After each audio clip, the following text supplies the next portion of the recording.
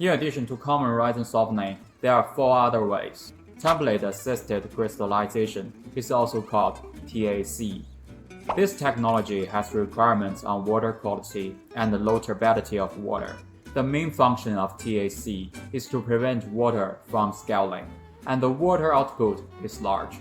Silicon phosphorus crystal release control technology, which requires a separate dosing tank and is harmful to the human body when the concentration is high. It's basically ineffective when the temperature exceeds 100 degrees.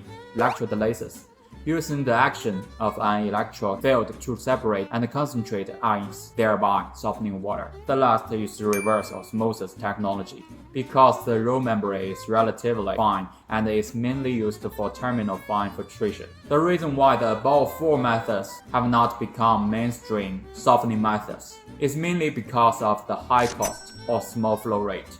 Currently, using resin is the most cost-effective way.